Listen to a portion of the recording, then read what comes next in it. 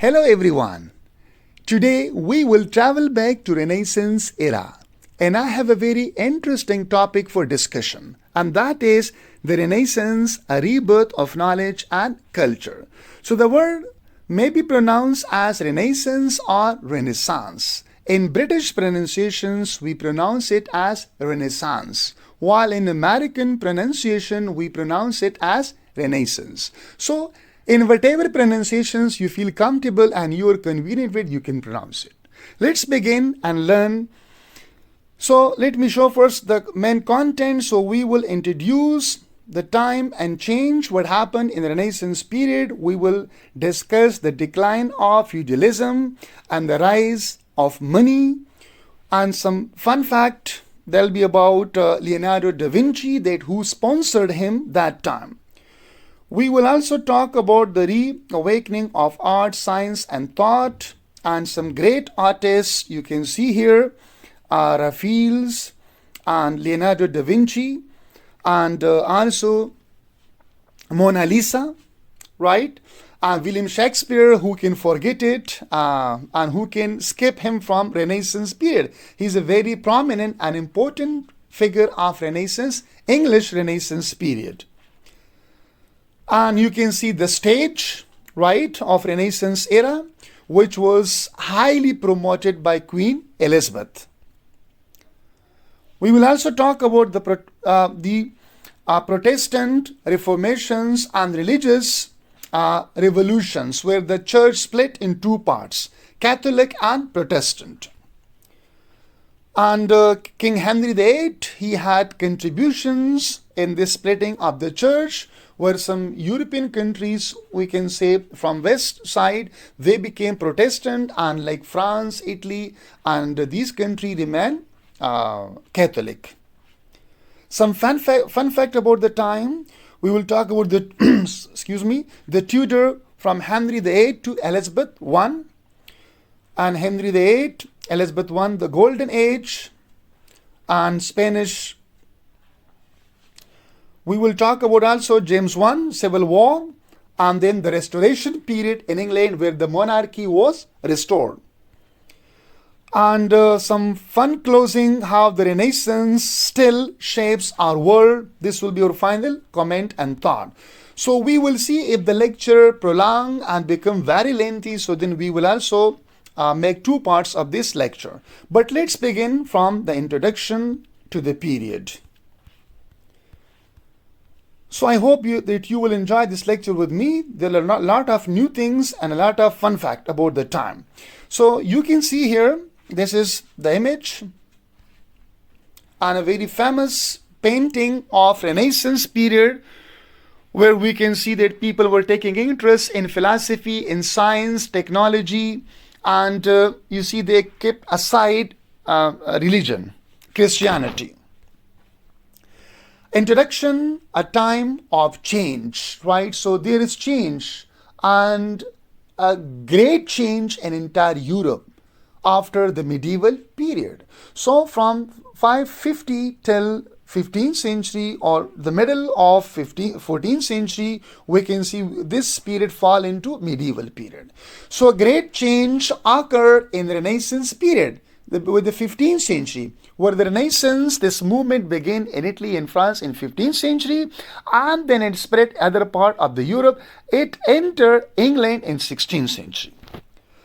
So in the 15th and 16th centuries, Europe was emerging from the Middle Ages, right? I discussed Middle Ages in detail in my previous lectures. And the world was about to experience one of the most transformation period in history. Entire world and particularly Europe, right? What was happening? A great change was there, right? In the form of humanism, in the form of science and technology, in the form of literature, in the form of architecture, in the form of thought. So you see that this movement revolutionized the entire world and particularly Europe. So imagine that a world of knights, castles and feudalism, suddenly giving way to a new age of exploration, art, and scientific discovery. So in medieval period, we can see feudalism, where the land belonged to the king, the noble, lesser nobles, and the knight and the peasants. They had to work at night, right? And we can see also in that medieval period some castles, some knights, but you see that giving away to a new world where there is no more feudalism, no more knights, right? And the world changed entirely, and I'm referring particularly Europe.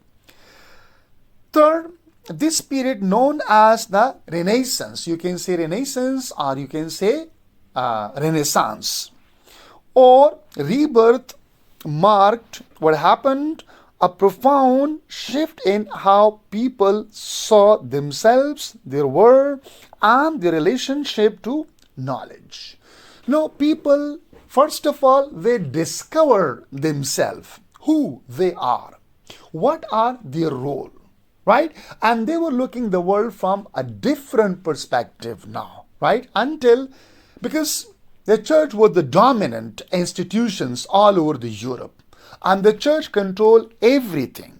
And then we can see Copernicus, we can see Galileo, right? We can see German philosopher Martin Luther King, right? That his role to reform the Christian church, Roman Catholic Church, right?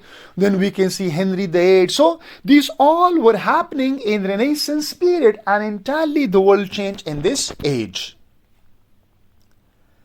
Now, our second heading, that is the decline of feudalisms and the rise of money.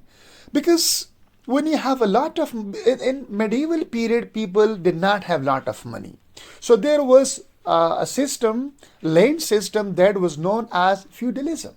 In feudalism, only a few people were rich. The king, the nobles, lesser noble, the knight, and the church. So the money would go to the church, the money would go to the king, the knights, the nobles, right? And while majority of people, they were spending their life in poverty.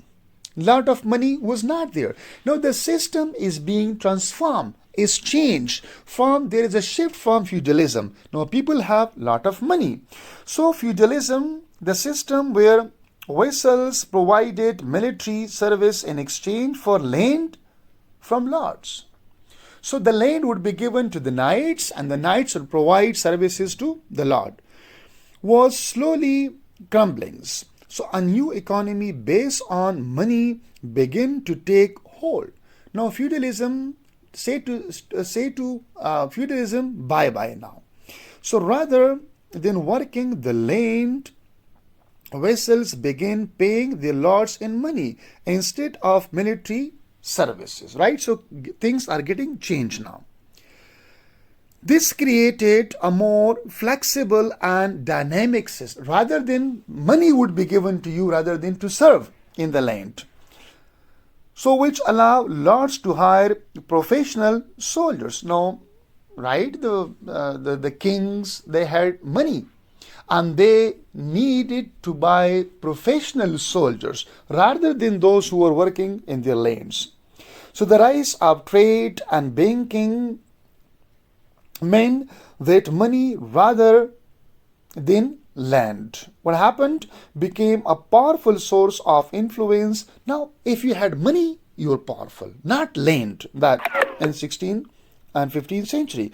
So powerful cities like Florence, Venice, we're talking about Italian cities, and London, England city, became hubs of wealth, culture, and new ideas. New ideas were generating. From where? From Venice, from Florence, and from London. And people had money, right? So land did not matter now. Money, it matters.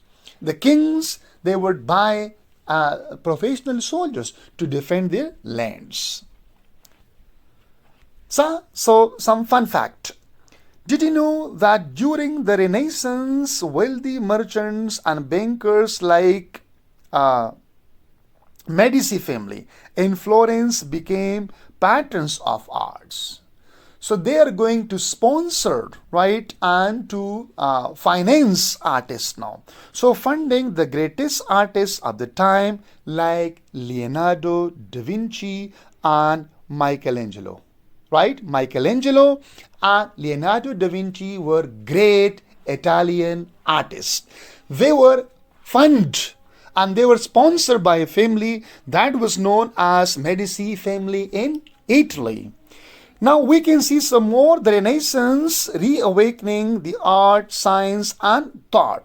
The term Renaissance comes from the French word for rebirth, and it was indeed a rebirth of classical ideas from ancient Greece and Roman. So what was actually Renaissance? That was a rebirth. Rebirth of what? Of the ancient Greek and ancient Roman thoughts, ideas, civilizations, and they were taking inspirations from them. This was the time when humanism and the center of everything became what? Human being. They believed that human beings had the potential for greatness, flourished, and the Renaissance laid the groundwork for the future of art, literature, science, and explorations. So this was the age of reawakening the arts, science, and thought. Great artists and writers. The 16th century saw the emergence of geniuses like Leonardo da Vinci, who was an Italian artist or painter. Similarly, Raphael and Michelangelo, who painted masterpieces and designed remarkable sculptures that are still revered today. You might know about Mona Lisa. That was the painting which was made by Leonardo da Vinci. And he has the capability to draw painting or a picture with both hands at the same time. Think of the Mona Lisa. You can see if you are happy, so the girl seems that she is passing a smile. And if you are sad, it seems that she is weeping. So this is the magic of this painting. Similarly, you can see the Sistine Chapel here. Okay, it's another painting drawn by Leonardo da Vinci. In literature, that was in painting and art. In literature, William Shakespeare. So who can forget Shakespeare, the most important figure of Renaissance period, who lived in Queen Elizabeth time when she was ruling upon England. So a product of English Renaissance, wrote plays and explored human nature and the complexity of life. Remember Hamlet, to be or not to be, that's the question. Remember Othello and remember King Lear. These are the masterpieces or tragedies of William Shakespeare. So he explored human nature, where he talked about procrastination, jealousy, overambitious, etc. His work including Hamlet, Romeo and Juliet. So Hamlet is a tragedy while Romeo and Juliet is a historical play. And Macbeth is also one of the greatest tragedy of all times, are still performed around the world today. Even in 21st century, not just in the world, but also in institutions and universities in the department of literature, English literatures and other literatures also. You can see image from Hamlet, and this is William Shakespeare, and this image from Romeo Juliet play, balcony, a very memorable scene from Romeo Juliet play. So this is the stage, and this modern stage was given to us by this Renaissance period. The Protestant Reformations, a religious revolution. So we can also see that if we have revolution in science and arts and technology and in literature, so we can also see revolution in the shape or in the form of religion. Because the Christian church, there was only one church, that was Roman Catholic Church. So people raised question on the corruption of the church, Roman Catholic Church. It's going to be split on two parts, Protestant and Catholic now. So in 1517, at the beginning of 16th century, a German monk, you might know his name, Martin Luther, who was also a professor, he sparked the Protestant Reformation by protesting the Catholic Church, because he protested. He identified 95 things which were wrong in Roman Catholic, right? In the teaching, because Bible was not wrong, but the practices of Roman Catholic were wrong. So Catholic Church practices of selling indulgences, you might know, okay, from Canterbury Tales, where the partners were distributing certificates among the people. These were indulgence. So first they tried to indulge people into wrongdoer, and then they gave them certificate, and in return they took money to give it to the church. So a kind of forgiveness for sins. So Luther's 95 thesis, I told, okay, and begin a way of religious upheavals that eventually led to the creation of Protestantism. It's a new sect in Christianity, right? On the one hand, Roman Catholic. On the other hand, we have Protestant. England became Protestant, right? Some other parts of Western Europe also, like north part. This is the man, you can see that Henry VIII, who separated England church from Roman Catholic one. The Reformation and England. So in England, King Henry VIII was initially a loyal Catholic. He was a Catholic one. But what happened? But when the Pope refused to annul his marriage to Catherine of Aragon. So the Pope, he said that your marriage is not legal, it's illegal because you married with your sister-in-law, right? So Henry famously broke away from the Catholic Church in 1534 and established the Church of England, so also known as the Anglican Church. So there was a controversy on this marriage because he wanted to divorce his wife. There was no male heir from that wife. And second, okay, that he was entrusted, another one. So the church or the Pope was not giving permission to him. So he broke with the Roman Catholic Church, right? And he announced that England, its own church, that was Anglican Church. So sometime I will tell the whole story of Henry VIII. So this was a massive political and religious shift. Henry's decisions would lead to the dissolution of monasteries in England and the break from Rome and years of religious conflict. So in this way, England became Protestant and it has its own church, that was Anglican Church. A fun fact: Henry VIII was known for 6 marriages, and his infamous divorces and executions of wives were part of the tumultuous political landscape of the time. So what was he famous for? First, he was famous for his 6 marriages, and then he was also famous for infamous divorces and executions of wives. The Tudor from Henry VIII to Elizabeth I. So we know about Elizabeth I that she ruled over England from 1558 till 1602, one of the most important figure in the history of England. The Tudor dynasty ruled England for much of the 16th century, and its reign was marked by drama, intrigue, and significant change. For the drama, we know Queen Elizabeth I or Queen Elizabeth I. Henry VIII. Henry VIII reign started in 1509, that was the beginning of 16th century, was marked by military successes, but it was his marriages that made him famous. So he did success in what? Military campaigns, right? But he got famous, or he became famous for his 6 marriages that made him famous.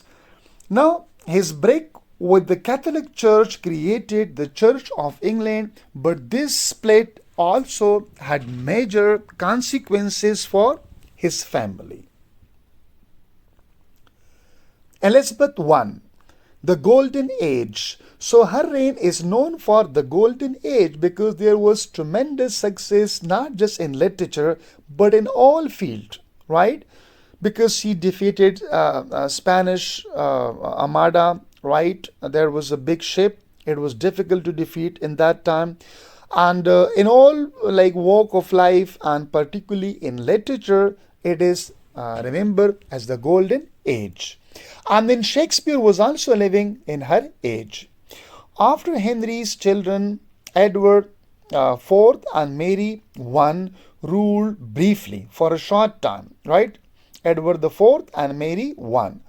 Henry's daughter Elizabeth I took the throne in 1558 and she ruled on England for a long time. There's almost, you can say, for 1558 till 1602, so 60, we can say 40, 42, and almost for 44, 45 years. So under the leadership, England became a dominant sea power. As I told that in her rule, that she also defeated French ship. Sorry, not French, Spanish armada, that was a sea ship. Defeating the mighty Spanish armada, as I was talking about in 1588. And Elizabeth's reign is often considered the golden age of England, a time of great cultural achievements, explorations, and stability in England. So, illustrations, you can see a portrait of Queen Elizabeth I in the magnificent attire holding a globe to symbolize England's expanding empire. You can see this picture. And here there's Spanish Armada in her time when you see her forces defeat that Armada. It was difficult to defeat it. Now the Stuart from James I to Civil War. After we can see another family, it was the end of Tudor family. Now we can see the Stuarts family. James I, 1602, and then go on to Civil War that ended in 1649. So when Elizabeth I died without any, because she did not marry. This is why she's also called a virgin queen, right? She did not marry. So she did not produce any heir. In 1603, what happened? The throne passed to her cousin James IV of Scotland, right? It was a law, it was a rule, who became James I of England. So the Stuart family rule was marked by tension with Parliament and religious conflict. Religious conflict with the Puritans, and we can also see that between Parliament and monarchy there was a civil war. So James' son Charles I believed that the divine right of kings and clashed with Parliament, leading to the English Civil War. In 1649, Charles I was executed and beheaded, and Oliver Cromwell briefly ruled England as a Commonwealth. So Commonwealth is a term when there was no queen and king rule over England from 1649 till 1660. Who was ruling? That was Oliver Cromwell, Parliament. The Restoration. The restoration of monarchy in England in 1660. After Commonwealth death, the monarchy was restored in 1660 and Charles II was called to rule over England. When Charles II, son of Charles I, was invited back to the throne, and he was in France. So this period is known as the Restoration period, and it saw the return of monarchy and the reopening of theaters and flourishing of science and culture. Because during Puritan time, or during when there was no monarchy, there was Commonwealth, so all the theaters were closed, right? And you see, nothing was produced in that time. Again, now we have some ideas, and ideas would be brought from the France by Charles II. Fun fact: the term restoration comes from the return of monarchy after Commonwealth's Puritan rule, and Charles II's reign also saw the founding of Royal Society and the first scientific institutions of its kind in England. This is a fun fact. Some images from the time. Now, fun closing, how the Renaissance still shape our world. The Renaissance not only transformed Europe but also set the stage for modern science, art, politics, and even our understanding of the world. So the foundation which was laid in the Renaissance period still has impact on our modern world. Now, the Protestant Reformations and the creations of the Church of England and the rise of Queen Elizabeth I all played a crucial role in shaping modern world, particularly Europe. As we look back at this remarkable period, we realize that the Renaissance and the Tudors created a legacy that influences our lives today, whether through the arts, the scientific method, or our political system. The echoes of the age are still with us. So thank you so much. It was all about Renaissance period. We will discuss more about this period, so please do provide your valuable insight in comments in comment section. Thank you so much.